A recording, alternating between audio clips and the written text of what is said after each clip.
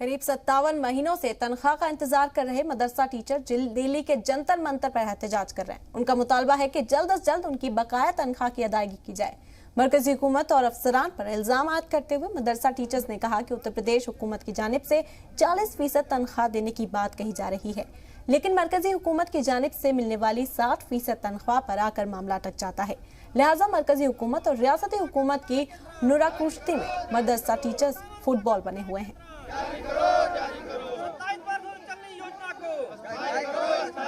आज माइनॉरिटी अधिकार दिवस है और इस मौके पर लगातार लोगों का मुतालबा ये है कि माइनॉरिटी के फलाह बहबूद के लिए सरकार की जानिब से जो कोशिशें की जा रही है उसको सरकार की जितनी भी परेशानियां कोशिशें हैं उसको आम आवाम तक पहुंचाया जाए।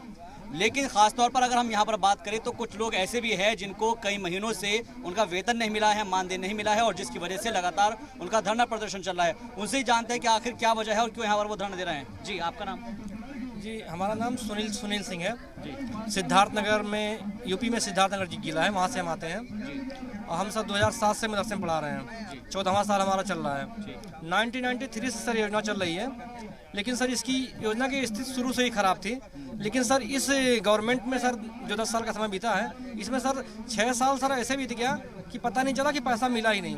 मैंने 2018 के बाद से हम लोग को 1 रुपया नहीं मिला। अल्पसंख्यक मंत्रालय की तरफ से जो है एक प्रोग्राम को हम कवर करते हुए आ रहे हैं और उनका ये सीधे तौर पर कहना है कि ये जो 60-40 का रेशो होता है तो राज्य सरकार की तरफ से जब तक ये पूरा एक प्लान बनाकर या फिर DPR बनाकर नहीं भेजा जाएगा तब तक मरकजी हुकूमत कुछ नहीं कर सकती है। नहीं सर, सरकार ने, शिक्षा मंत्रालय ने 2018-19 में कहा कि हम क्या करेंगे कि हम योजना में 60% हम दे पाएंगे, जो कि पहले 100% देने की एग्री थे। उन्होंने इस योजना को लाया था, उन्होंने कहा हम 60% देंगे, अगर राज्य सरकार 40% दे दे तो हम मान लेंगे। राज्य सरकार देने को कहा दी, लिखित में आदेश कर दी। माननीय योगी जी ने यहाँ पे लेटर भेजा है कि कितना पैसा बकाया है, वो 40% देने कह रहे हैं, लेकिन जब तक 40% नहीं देंगे, जब तक कि 60% MHRD हमको नहीं देगी। आप ये बताइए कि जिस तरीके से हमने देखा है कि मोदी सरकार का ये कहना है कि हम एक हाथ में लैपटॉप और दूसरे हाथ में कंप्यूटर देखना चाहते हैं, दूसरे हाथ में कुरान देखना चाहते हैं।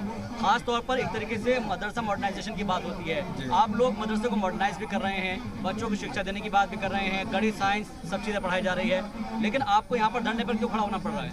57 महीने से हमारा मानदेय बाकी है। हम लोग उत्तर प्रदेश के मदरसा आधुनिक शिक्षक कर्ज में डूबते जा रहे हैं। दवा के अभाव में बूढ़े माँ बाप का इलाज नहीं हो पा रहा है।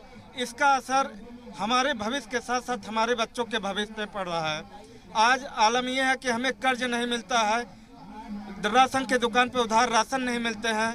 जब राशन लेने जाते हैं तो दुकानदार बोलते हैं ये उस विभाग के मास्टर साहब हैं जिस विभाग में वेतन नहीं आता है।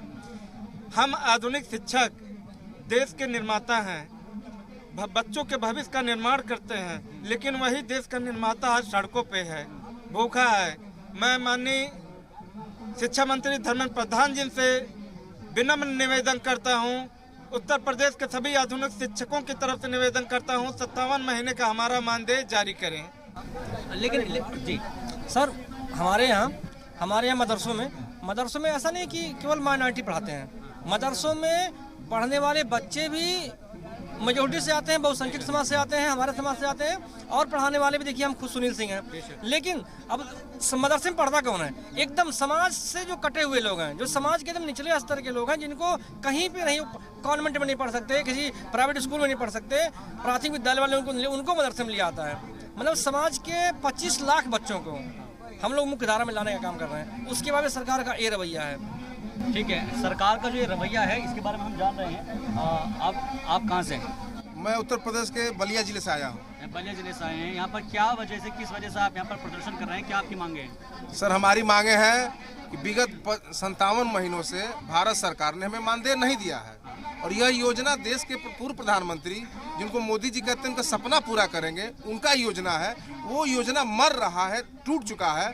और मोदी जी भी कहते हैं कि देश में सबका साथ, सबका सम्मान, और मदरसे के बच्चों में एक हाथ में कुरान, एक हाथ में कंप्यूटर। मदरसा टीचर्स का सीधे तौर पर ये कहना है, उनका सीधे तौर पर ये कहना है कि उनकी जो परेशानियां हैं वो लगातार बढ़ती जा रही है। 57 महीने एक बहुत बड़ा वक्फा होता है और इस टाइम पीरियड के अंदर उनको जब वेतन नहीं मिलेगा तो वो अपना घर का खर्चा कैसे चलाएंगे। आने वाले वक्त में 2022 के चुनाव होने हैं। 2022 के चुनाव में क्या ये मदरसा टीचर्स अपनी अहम भूमिका निभाएंगे, ये आने वाला वक्त बताएगा। कैमरामैन शिव के साथ मैं शाहबाज, जी मीडिया, दिल्ली।